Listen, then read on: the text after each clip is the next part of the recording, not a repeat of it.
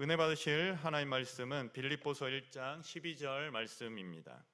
빌립보서 1장 12절 말씀을 다 같이 봉독하시겠습니다.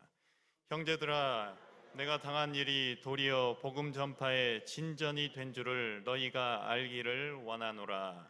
아멘. 저는 오늘 하나님은 역설을 사용하신다, 매임조차 복음의 통로로라는 제목으로 은혜를 나누길 원합니다. 코로나가 한창이었던 지난 2020년 KBS 시사 교양 프로그램인 특파원 보고 세계는 지금에서 코로나19 팬데믹이 가져온 역설적 결과들을 소개한 적이 있습니다. 당시 코로나는 전 세계 수많은 사망자와 막대한 경제적 피해를 가져옴으로써 인류 최대의 위협으로 보였습니다. 그러나 백신도 없었던 당시 너무나 무섭게 다가온 코로나 바이러스가 전 세계 교류를 중단시키고 이동을 제한시킨 결과 아무도 예상하지 못했던 긍정적인 효과들이 나타났다는 것입니다. 그것은 그 전에 아무도 해결할 수 없었던 사회적, 국가적 문제들이 완화되거나 해결되기 시작했다는 것입니다. 예를 들어 수많은 관광객들이 방문했던 물의 도시 이탈리아 베네치아엔 사람들이 버린 오물과 옷으로 수질 오염이 심각했습니다. 그런데 코로나로 사람들의 발길이 끊어지고 수질이 개선되어 돌고래가 출몰했다는 보도가 나왔습니다.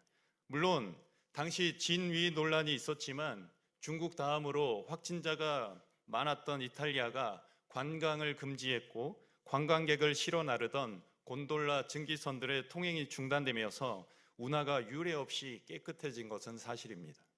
또 스탠퍼드 대학교 지구과학과의 분석에 따르면 코로나19로 경제활동이 중단되고 대기오염이 급격히 줄어든 결과로 중국에서 당시 코로나로 희생된 숫자보다 무려 20배에 해당하는 사람들이 대기오염으로 죽는 것을 막았다고 보도가 나왔습니다. 뿐만 아니라 코로나가 기승을 부렸던 2020년 각국의 범죄율이 전년 대비 현격히 줄어들었으며 또 5년간 10만 명이 목숨을 잃고 무려 360만 명의 난민을 만들어냈던 예멘 내전이 코로나로 인해서 2020년 4월 9일 휴전을 선언한 것입니다. 당시 세계 언론은 눈에 보이지 않는 위협자 바이러스가 역설적으로 세상을 구하고 있다고 평가했습니다. 오늘 본문이 우리에게 주는 메시지는 바로 이 역설적 결과입니다. 바울은 자신이 전혀 예상치 못했던 놀라운 일이 벌어졌다고 보도하고 있습니다.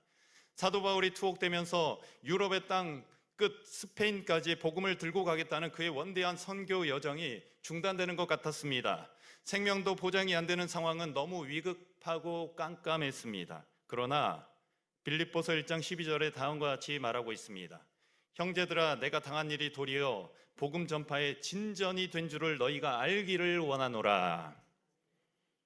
마치 코로나 바이러스처럼 바울의 투옥은 복음에 대한 최대의 위기요 위협으로 보였습니다. 그러나 역설적으로 하나님은 이 바울의 매임조차 복음의 통로로 사용하시는 놀라운 역사를 보여주신 줄 믿습니다. 저는 오늘 사도 바울의 투옥을 통해서 하나님이 행하신 일이 무엇이었는지를 함께 은혜를 나누길 원합니다. 첫째 고백하겠습니다. 복음 전파의 진전이 됨. 빌립보서 1장 3절은 증언합니다. 이러므로 나의 매임이 그리스도 안에서 모든 시위대 안과 그 밖의 모든 사람에게 나타났으니. 바울이 투옥되자 이 소문이 삽시간에 퍼져나갔습니다. 모든 시위대 안에도 퍼졌고 시위대 밖에도 모든 사람에게 알려졌습니다. 투옥된 바울도 사람인데 왜 낙심하지 않았겠습니까? 사도행전 15장 38, 39절을 통해서 사도 바울의 성품을 살펴보면 매우 예민한 사람임에 틀림이 없습니다. 사도행전 15장 38, 39절을 보면 바울은 밤빌리아에서 자기들을 떠나 함께 일하러 가지 아니한 자를 데리고 가는 것이 옳지 않다 하여 서로 심히 다투어 피차 갈라서니 바나바는 마가를 데리고 배 타고 구브로로 가고. 서로 심히 다투어 피차 갈라서니, 이 말은 직역을 하면 엄청난 분노와 성냄 끝에 서로 헤어졌다는 것입니다. 한번 넘어가면 될 일을 원칙주의자 사도 바울은 그렇지 못했습니다. 선교의 대열에서 이탈했던 마가 문제로 자신에게는 은인과도 같았던 바나바와 심히 다투고 갈라지는 일까지 발생한 것입니다. 바나바가 누구입니까? 초대교회 사도들이 바나바를 일컬어 위로의 아들이라고 부를 정도로 굉장히 유순했던 사람입니다. 다른 사람이 아니라 바로 위로의 아들 바나바의 중재와 보증이 있었기 때문에 교회 핍박자요 박해자였던 바울이 교회 공동체에 들어오는 것이 가능했다고 신학자들은 평가하고 있습니다. 사도 바울이 처음 교회에 정착하는데 결정적인 역할을 했던 사람이 바로 바나바입니다. 사도행전 11장 24절 26절에 보니까 바나바는 착한 사람이요 성령과 믿음이 충만한 사람이라 이에 큰 무리가 죽게 더하여 지더라. 바나바가 사울을 찾으러 다소에 가서 만남에 안디옥에 데리고 와서 둘이 교회에 1년간 모여 있어 큰 무리를 가르쳤고 제자들이 안디옥에서 비로소 그리스도인이라 일컬음을 받게 되었더라. 바나바는 모두에게 의심과 불신을 당하고 있었던 다소 출신 바울을 가장 먼저 형제로 받아들인 사람입니다. 바나바가 없었다면 핍박자였던 바울을 누구도 신뢰하지 못했을 것입니다. 가짜 회심해서 자기들을 잡으러 왔다고 생각했을지 모릅니다. 그러나 바나바는 바울을 형제로 받아들였고 안디옥으로 데리고 가서 대부흥을 함께 일으켰던 것입니다. 그렇게 은혜를 입었던 바나바와 다투고 헤어질 정도니 사도 바울은 여간 깐깐한 사람이 아닌 것입니다. 이렇게 올곧은 원칙주의자가 투옥되었으니 마음이 어땠을까요? 아마도 땅끝까지 복음 들고 가겠다는 꿈이 꺾이고 마치 날개가 꺾인 새처럼 낙심했을 것입니다. 그런데 아무도 예상치 못한 일이 벌어진 것입니다. 자신의 투옥으로 공동체가 와해되고 그들이 다 숨어버릴 것 같았는데 막상 정반대의 일이 벌어진 것입니다. 빌립보서 1장 14절을 같이 읽겠습니다. 형제 중 다수가 나의 매임으로 말미암아 주 안에서 신뢰함으로 겁없이 하나님의 말씀을 더욱 담대히 전하게 되었느니라. 아멘. 오히려 많은 이들이 바울이 투옥된 후 이전보다 더욱더 주님을 신뢰하고 더욱 담대하게 복음을 전하게 된 줄 믿습니다. 하나님은 놀라운 하나님이십니다. 우리가 인간적으로 살려고 하면 죽을 것인데 에스더처럼 죽으면 죽으리라 하나님께 다 맡기고 믿음으로 나아갈 때는 하나님의 역사가 일어나는 줄 믿습니다. 하나님은 그야말로 역설을 사용하시는 역전의 하나님인 줄 믿습니다. 오늘 이 아침에 어떤 문제를 가지고 오셨습니까? 안 좋은 일이 있으십니까? 우리 눈에 보이기에 안 좋아 보이고 불행해 보인다고 해도 절망할 것이 없는 것은 역전의 하나님이 우리에게 계시기 때문입니다. 일단 주님께 맡겨보십시오. 주님 손에 드려보십시오. 하나님은 역설적으로 화가 변하여 복이 되게 하시는 분, 없는 것도 있는 것처럼 불러내시는 분, 그 하나님이 우리 하나님인 줄 믿습니다. 저와 여러분이 생각지도 못하는 놀라운 일이 우리에게 오늘 또 일어날 줄 믿습니다. 둘째로 고백하겠습니다. 전파되는 것은 그리스도. 하나님은 사도 바울에게 새로운 차원의 믿음을 열어주셨습니다. 자기 투옥으로 복음이 묶인 것이 아니라 오히려 그리스도가 전파되는 결과를 보게 하셨습니다. 바울은 역설적으로 복음을 확장시키는 하나님의 역사를 보면서 이전에 없었던 새로운 믿음의 시야가 열린 것입니다. 저와 여러분에게도 오늘 문제를 바라보는 새로운 눈을 열어주시기를 주의 이름으로 축원합니다. 새로운 깨달음이 오니까 모든 것이 새롭게 보였습니다. 코로나가 처음에는 무섭기만 했는데 나중에는 이 바이러스가 세상을 구한다고 하지 않았습니까?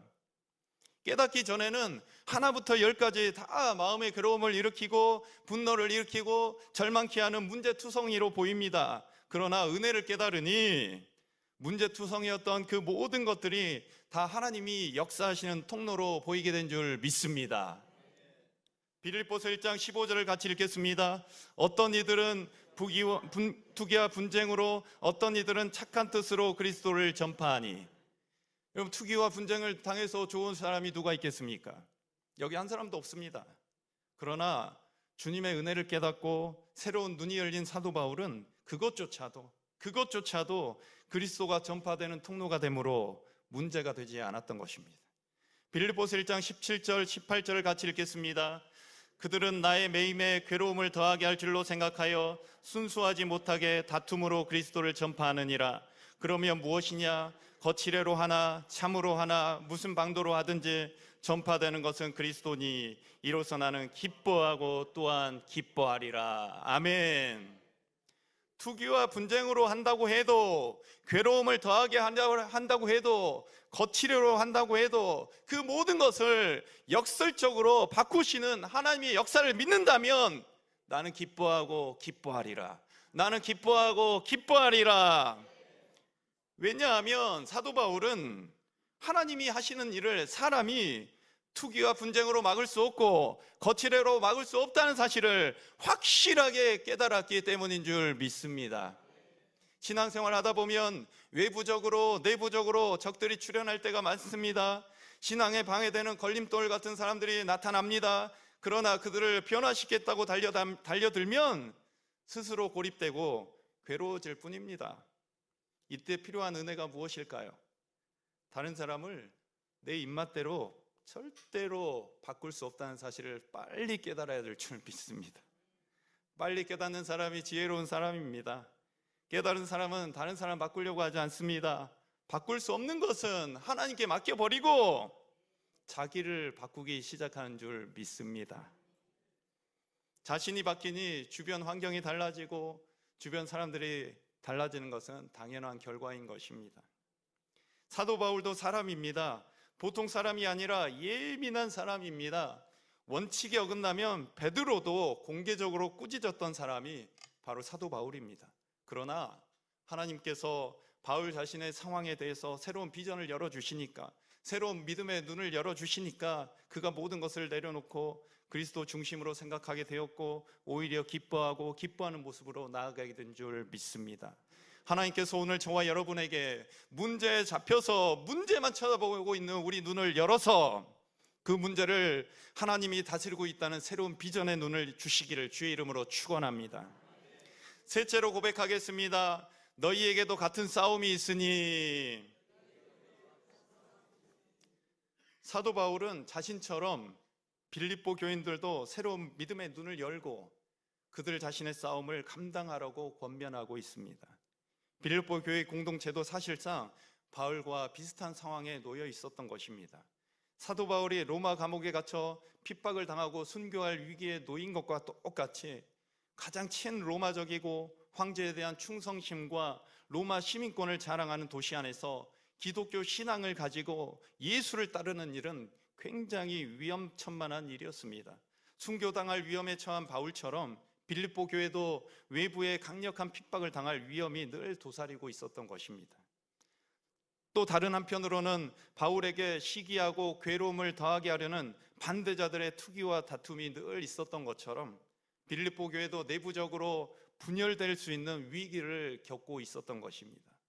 거기다가 극심한 가난에 직면해 있었습니다.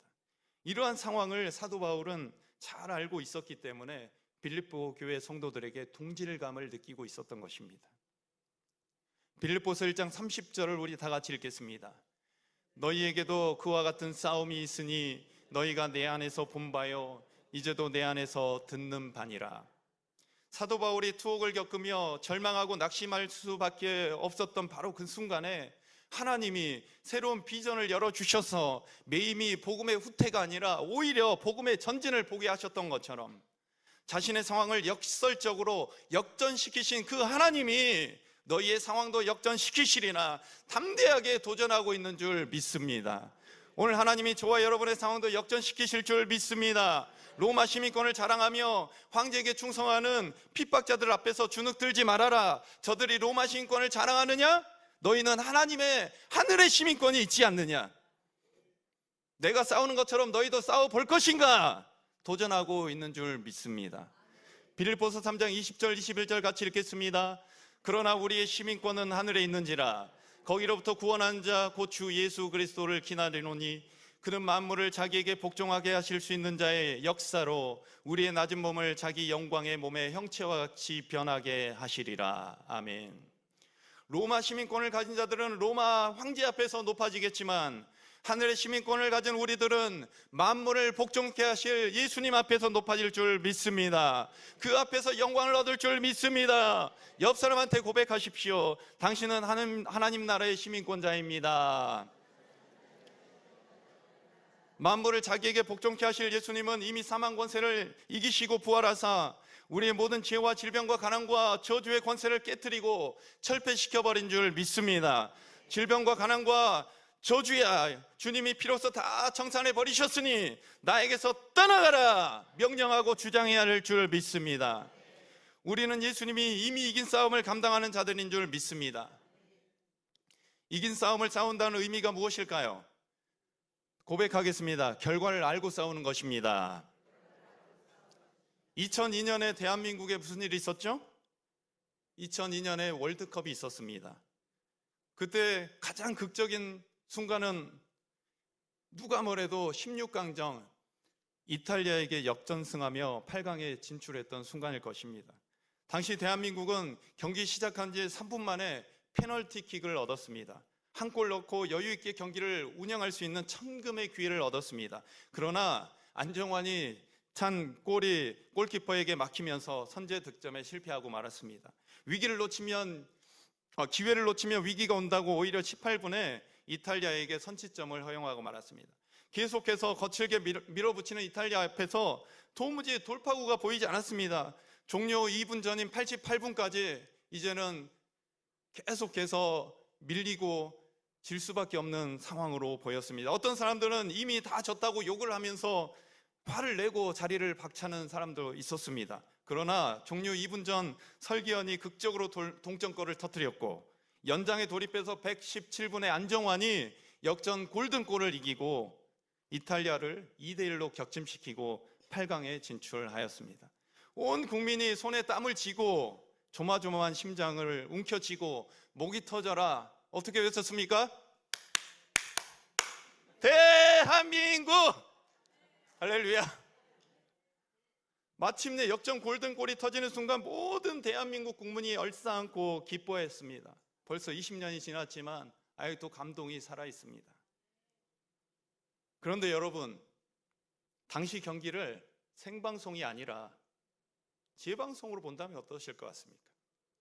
결과를 알고서 다시 본다면 그때만큼 긴장하며 보시겠습니까?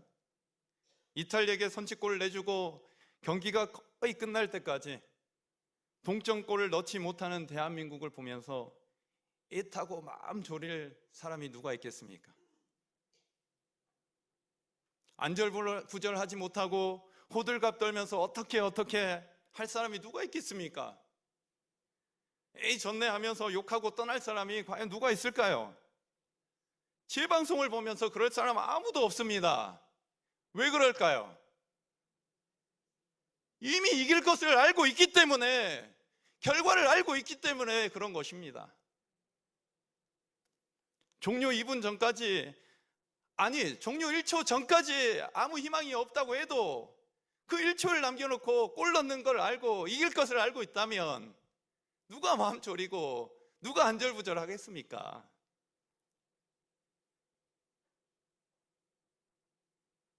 끝장난 것처럼 낙심하거나 절망하지 않고 아마도 팔짱 끼고 웃으면서 기다릴 것입니다.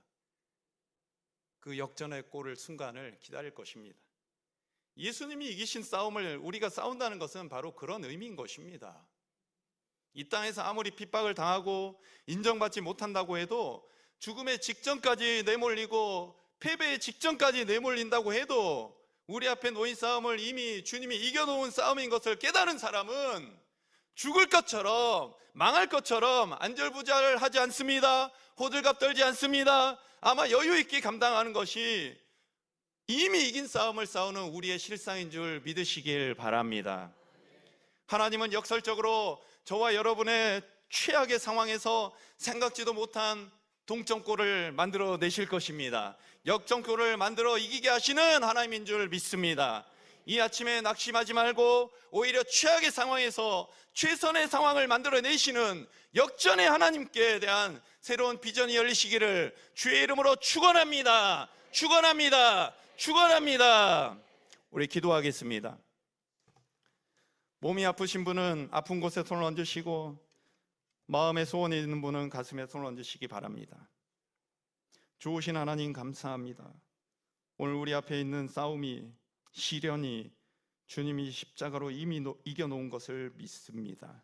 십자가로 이미 이루어진 사실 앞에서 불법적으로 가리고 숨기려는 모든 흑암의 권세야, 예수 이름으로 명하노니 떠나갈지어다, 물러갈지어다. 주님이 피 흘려 십자가로 이루신 치료와 축복을 합법적으로 주장하노니 오늘 각 사람 몸에서 치료가 나타날지어다, 각 심령에서 치료가 나타날지어다. 우리의 생각과 마음과 영혼을 병들게 하는 병과 도가 예수 이름으로 해독되라, 사라져라, 깨끗하게 될지어다. 내가 나선 예수 이름으로 명하노니 각 사람의 손 얹은 곳에서 질병과 통증과 염증이 깨끗하게 사라질지어다, 치료될지어다. 오늘 마음과 생각에서 모든 억압과 두려움, 수치심으로 역사하는 더러운 귀신은 떠나가라. 불면증과 무기력증, 우울감을 일으키는 더러운 귀신은 묶음을 풀고 떠나갈지어다. 나사렛 예수 이름으로 명하노니 노임을 받을지어다, 자유케 될지어다, 해방을 받을지어다. 예수의 피로 오늘 치료되라, 문제가 해결되라. 예수 이름으로 명하노니 축복이 나타날지어다, 형통케 될지어다, 마음의 소원이 이루어질지어다. 오늘 귀한 예물 드린 손길을 축복하여 주시옵고 영혼이 잘된 같이 범사가 잘되고 강건한 복을 내려 주시옵소서. 감사하고 예수님의 이름으로 기도합니다. 아멘. 하늘에 계신 우리 아버지여, 이름이 거룩히 여김을 받으시오며 나라가 임하시오며 뜻이 하늘에서 이루어진 것 같이 땅에서도 이루어지이다. 오늘 우리에게 일용할 양식을 주시옵고 우리가 우리에게 죄진 자를 사하여 준 것 같이 우리 죄를 사하여 주시옵고 우리를 시험에 들게 하지 마시옵고 다만 악에서 구하시옵소서. 나라와 권세와 영광이 아버지께 영원히 있사옵나이다. 아멘.